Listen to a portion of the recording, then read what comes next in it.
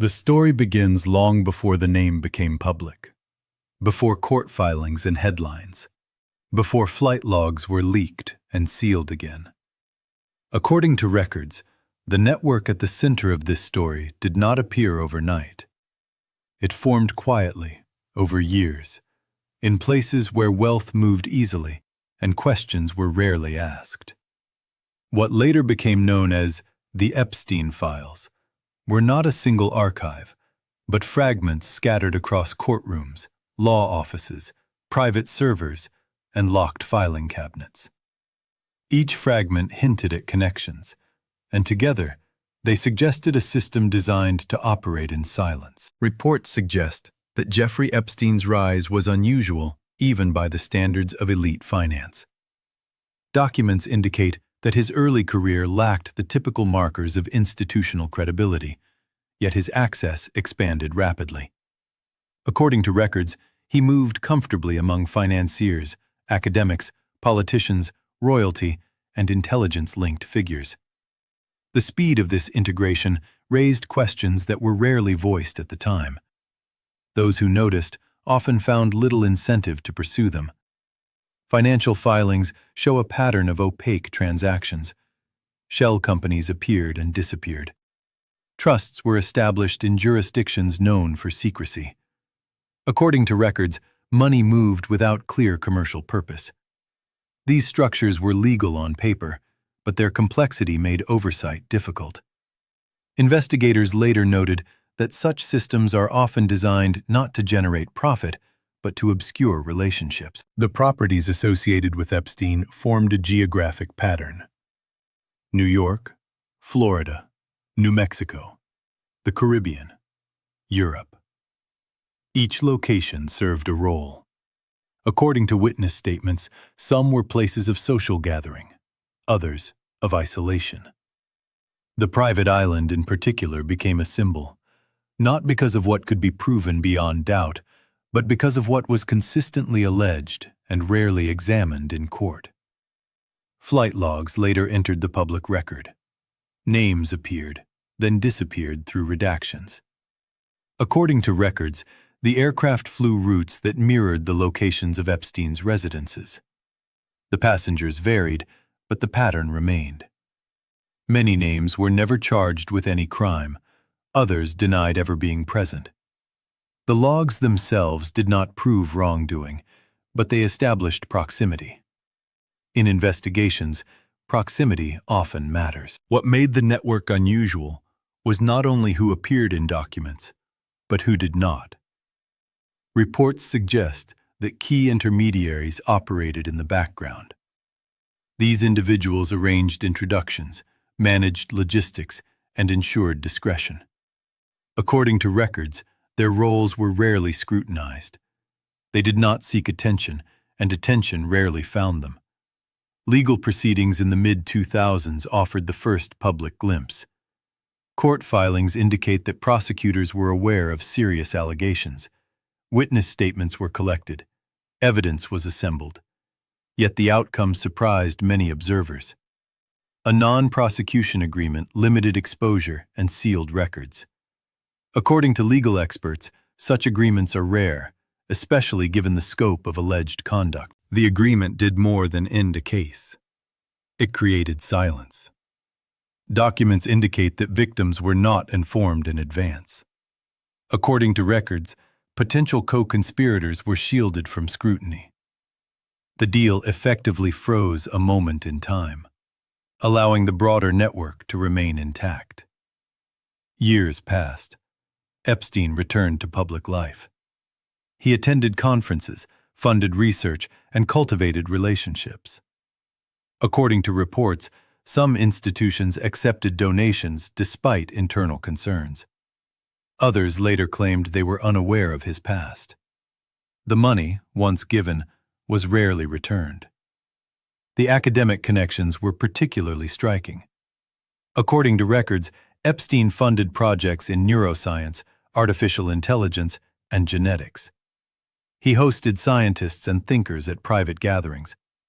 Some later said they attended for the intellectual exchange, not the host.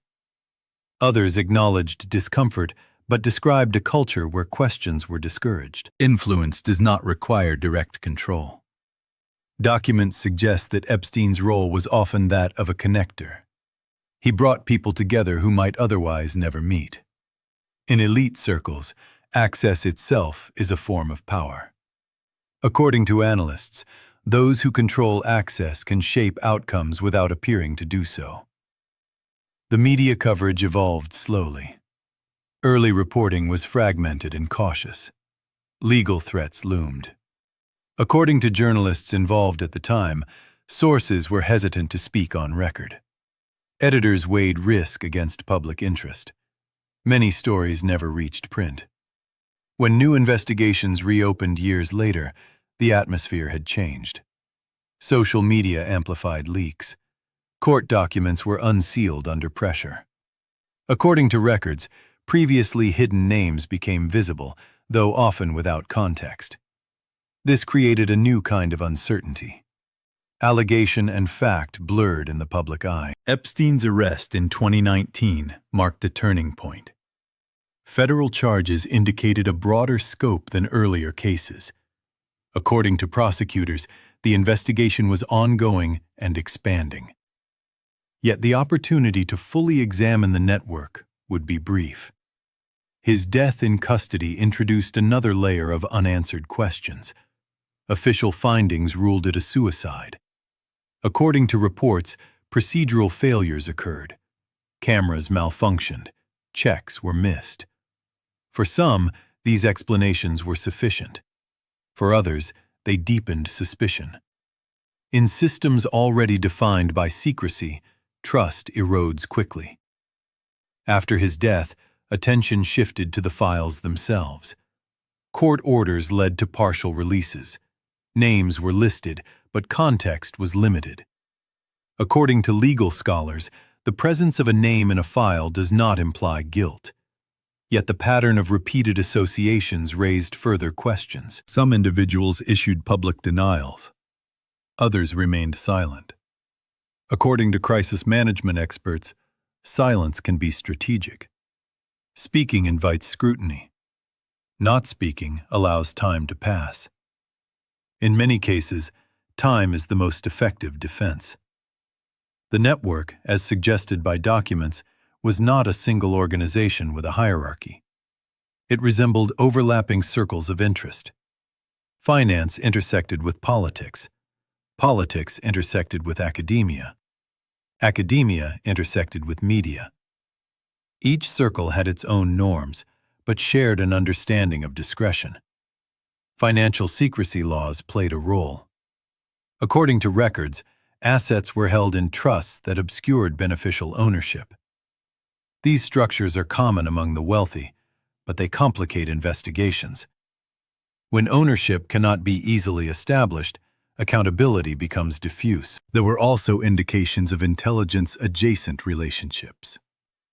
Reports suggest Epstein met with individuals connected to intelligence services, though the nature of these interactions remains unclear. According to experts, intelligence communities often intersect with finance and academia, particularly through informal channels.